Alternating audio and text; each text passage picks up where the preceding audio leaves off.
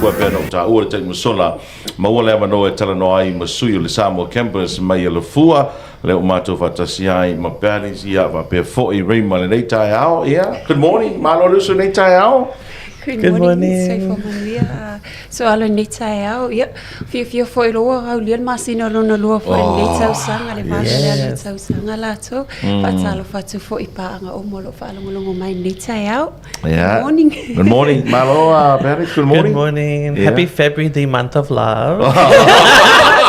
Yes, the Valentine's month. That's what le lei ono le tato taimi o te lole la lafo atu le vano te rusa ono le tulanga peona iai ia le tato whaamanatu pea mai le Samoa campus whaamanamoni.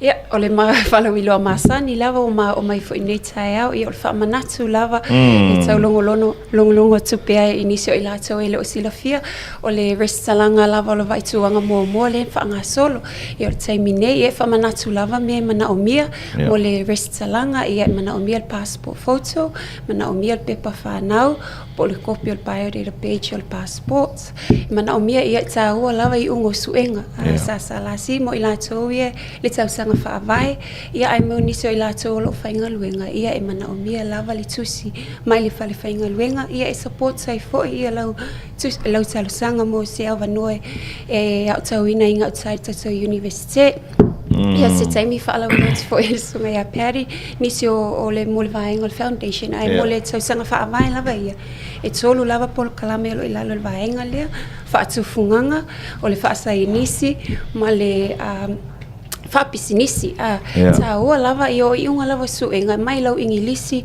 manisi o mta upo tolu maua lulunga atu na ia maua ile lua se lau maka fa tulunga ina ai mo nei maka e tatau na pasi uma lima se fulunga ilunga warta o io le tulanga le I maka o I unga suenga so e tatala uma mai ia vanua mo ila tu ai mai se lava se taimi mo le fo sosoani le ile vainga le tau sanga fa vai fa fer tulanga le wa ta o mo lua sana maka ia pasi uma fa fe tulang vale pe ka inga saula ka ingilisi lima se fulu saule si maka upu e valu se fulu saule si maka upu e iva se fulu ai saule maps penga le lua se fulu mangu kusala mo le lua se lau ai le pasi le maps ia o tau foi na le mato por kalami foi le mo ilato e unclassified programs e tu ia vainga ina ia pasi tasilia mo le tu tau ave ato le preliminary program tau na le unclassified program ina ia fa pasi ia so ani foi io tau foi na tu lava no e mafa fa tasi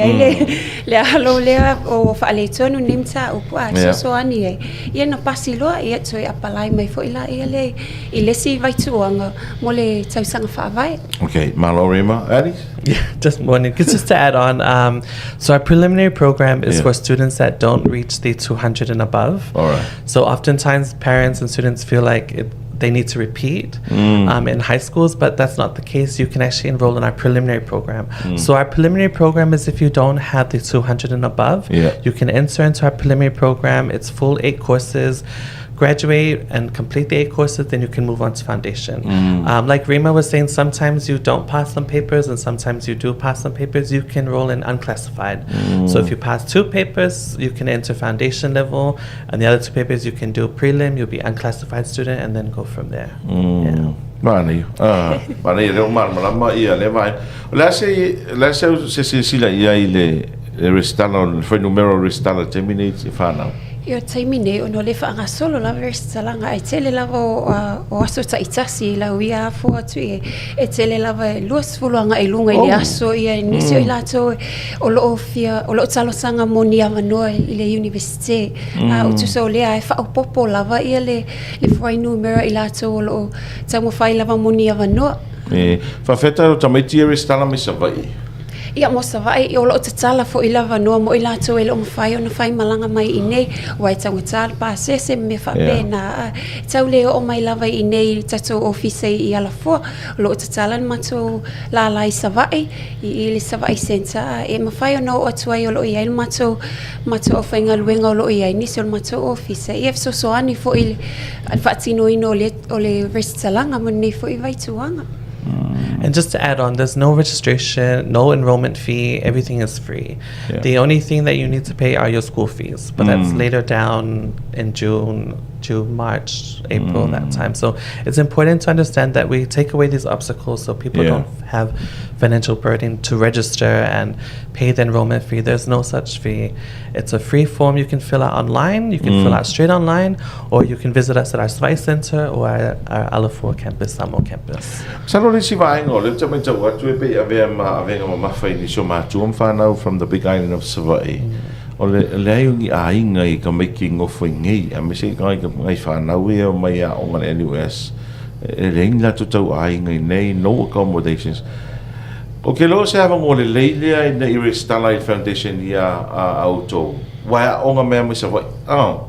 Yo tau fo ina ole fala mo I latou ele o sila fiel matou la le sava e fai ngo fiel lava ona e a onga mai lava I sava il matou la le tele o lo I computers ma me fa nga ina mai sava resources o mai mana o mia e tau le o mai I nei a o lo tala lava le vanua e fuli uma mia o mai fa nga ina pe are ma se vanua e a onga I tono le university yo le si fo I vanua pe ona ta o nisi fo pokalami accommodation sa ono matu fa mo lava yo I lato ono nisi fo fana wi o mai ile reach na nisi o tunu o le fa mo lava le na ia fa pe fo e ni ava no o tono le tato lau mo I ala fo ia tatala fo lava no mo nisi fana o tato tunu.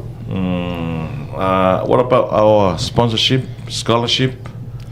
Ia mo tato scholarship lava ia pe ona le wa o malvainga le kisuna ale se fulu lo fa ngata le tato scholarship na ia oni se tato so ani tato scholarship o lo fa mtu mai le tato malo Samoa tato malo lo tu ina mai ia mo postgraduate diploma in agriculture e fa lava ia ni ava no lo tu ina mo le tato polkalame le to tele lava ila to le wa o mal bachelor in agriculture lo fi na wa tu lava mo polkalame le ono lo o la tu silafia ia le tulanga le scholarship ia o le si vaenga ia o le bachelor in agriculture e se fulu ni ava no lo tu mo vaenga le ia o te va ia tu tele fo ia in la tu o fina wa sai mi o isa sanga o tu ana tele na le fa onga ina ia tatu ava no le au fa ftai o lo tele se competition le wo va le wo mato va ia tu fo ia ta ola le ava no ia o le tau lava o I unga lava suenga ai va ai ele vaenga le